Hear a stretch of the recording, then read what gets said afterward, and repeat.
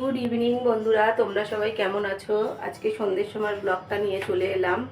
তা সারাদিন সময় পাইনি ব্লগ করার। তা অফিস থেকে এসে ভাবলাম একটু জলখাবারও হয়ে যাবে, ব্লগ বানানোও হয়ে যাবে। তা কোয়েলকে বললাম, কোয়েল আয়, যেহেতু আমার ঘরে মেয়ে এখানে থাকে না, তা সেই অর্থে কোয়েলই আমাদের সব কিছু, মানে খোঁজ খবর দেখাশোনা সব কিছুই করে। তা কোয়েল, আমরা যে কোনো জিনিস বানালে কোয়েলকে সবসময় দিয়েই খাওয়ার চেষ্টা করি। যে কোনো, কোয়েল অবশ্য মাছ টাছ খায় না, সুতরাং ওটা প্রশ্ন আসে না। যে কোনো জিনিস ওকে ছাড়া আমরা চলি না। তা ভালো লাগে না আর কি খেতে গলা দিয়ে। তা যাই হোক, আমার গলার অবস্থা ভীষণ খারাপ, খুব ঠান্ডা লেগেছে বন্ধুরা। শীত চলে যাচ্ছে, তো এই সময়টা আমার একটু শরীরটা খুব খারাপ হয়, ঠান্ডা লেগে যায়, শরীরটা খুব একটা ভালো নেই। তা চলো আজকে কি করি তোমাদের সামনে নিয়ে আসছি। প্রত্যেক বছর শীতকাল পড়ার পরে, শীত চলে যাওয়ার সময় গাজর, বিনস, মটরশুঁটি এগুলো ফ্রোজেন করে রাখি। তা ফ্রোজেনেরই কিছু অংশ ফ্রিজে ছিল, তাই এগুলো এবছর আমি শেষ করে ফেলবো। তা এগুলোকে বার করেছি, দেখো বন্ধুরা। এখানে আছে বিনস, খুব ঠান্ডা কিন্তু জানো তো, আর কড়মড় কড়মড় করে আওয়াজ হচ্ছে।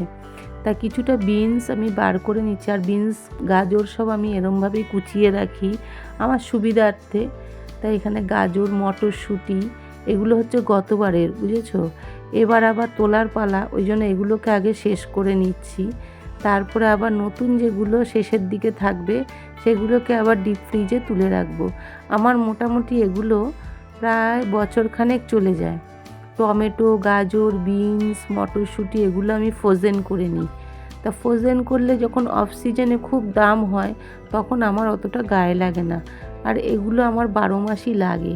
চাউমিন বলো, রাইস বলো, পোলাও বলো, সব কিছুতে। পোলাওতে যদিও দেওয়া হয় না, তা আমি বাদকে বাদ বললাম আর কি, ম্যাগিতে দিই। তা আমার এগুলো নিত্য প্রয়োজনীয়তে আমার লাগে। তা দেখো পুরো বরফে আছে, তা ওগুলোকে আমি জলে চুবিয়ে দেবো। তাই এইগুলো আমি ডিপ ফ্রিজে তুলতে এলাম, যেগুলো নিলাম দেখো আমি ঠিক এইভাবেই রাখি। থাকে কিন্তু বন্ধুরা পুরো 1 বছর, আর কদিন ব্যবহার করলেই শেষ হয়ে যাবে। তাই এটাকে আমি একটু জলে ভিজিয়ে রাখবো। জলে ভিজিয়ে রাখলে বরফটা ছেড়ে গেলে অ্যাজ ইট ইজ যেরকম, মানে তুমি কেটে রান্না করো সেরকম একদম ডিটো। তুমি না দেখলে বিশ্বাস করবে না, তোমাদের হয়তো ভাবতে অবাক লাগবে কিনা আমি জানি না। তা আমি করি তো, আমার অভ্যাস হয়ে গেছে। দেখো এই যে ভিজিয়ে রাখলাম একটুখানি, চলো এদিকে বাদবাকিগুলো তোমাদেরকে নিয়ে আসি। এটা হচ্ছে ডালিয়া।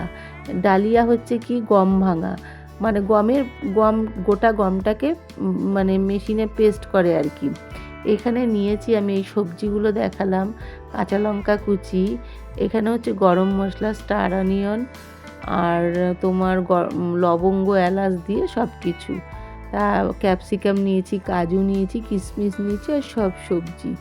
আবার দেখাচ্ছি তোমাকে ডালিয়াটা কি। ডালিয়াটা হচ্ছে আমাদের ইন্ডিয়ার, মোটামুটি সবাই জানো ডালিয়াটা কি।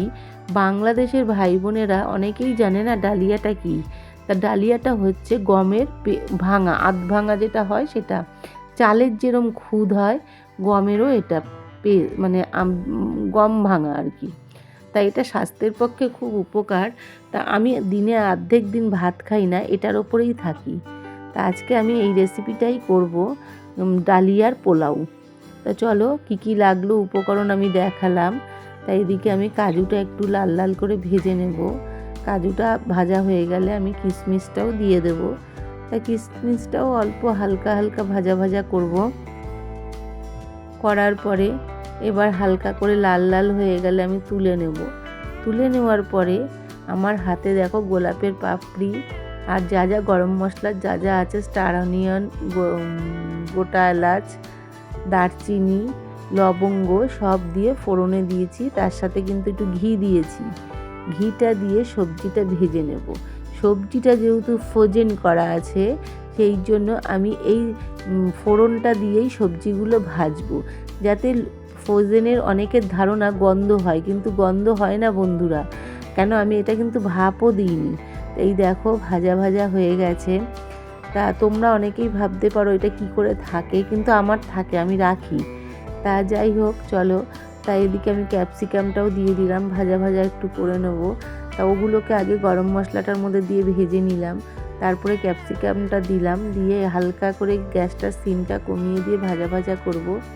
তা আমি এদিকে ডালিয়াটা রোস্টেড করিনি, কেন, আমি ঘিয়ে ভাজবো বলে। তা ডালিয়াটা একটা শুকনো কাপড় দিয়ে ভালো করে ঝেড়ে নিয়েছি, মুছে নিয়েছি আর কি, যাতে কোনো ধুলোবালি না থাকে।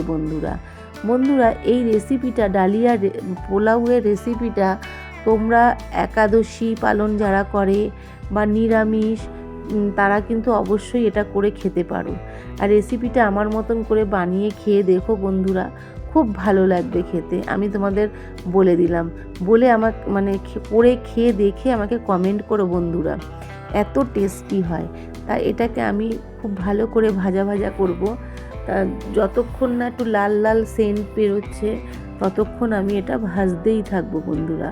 তা যখন আমার ভাজা ভাজা হয়ে যাবে, আমার মনে হবে, তখন আমি আস্তে আস্তে নুন, এটাতে হলুদ ব্যবহার করব না, কোনো মশলাই ব্যবহার করব না, নুন আর চিনি দিয়ে আবার নাড়াচাড়া করব। তা এটা যখন ভালো করে ভাজা ভাজা হয়ে যাবে বন্ধুরা, তোমরা একটা জিনিস খেয়াল করেছো, এটা কিন্তু আমি ধুইনি, এটা ডালিয়া ধুতে লাগে না। অনেকে বলে ভিজিয়ে রান্না করে, খিচুড়ি করলেও ভিজিয়ে করে, আমি কিন্তু করি না, আমি ভেজে করি। ভেজে করলে ওর যে ফ্লেভারটা বেরোয় না বন্ধুরা, অপূর্ব লাগে। তা যাই হোক, চলো, এদিকে আমি নুন চিনি দিয়ে দিয়েছি। এটা একটু মিষ্টি মিষ্টি হয়, পোলাও যেহেতু, ডালিয়ার পোলাও, তাই এটাকে ভালো করে নেড়ে নিচ্ছি আর কি। তা এদিকে আমার নাড়া প্রায় হয়ে এসছে। আমি কিন্তু এই ক্ষেত্রে আমি ব্যবহার করব ফোটানো জল। আমি কিন্তু অত মেপে করতে পারি না, কেন, আমার একটা হাত মাপের আইডিয়া এসে গেছে সব জিনিসেরই, একদম পারফেক্ট আইডিয়া দিয়ে করি, পারফেক্টভাবেই জিনিসটা হয়। জানি না এটা করতে করতে হয়তো হয়ে গেছে ব্যাপারটা। তা তোমরা হয়তো ভাবতে পারো যে এটার মাপের সাথে কিভাবে জল দিল। আমি কিন্তু ওইভাবে জলটা দেব না, আমি আমার পরিমাণ মতন জল ইউজ করি।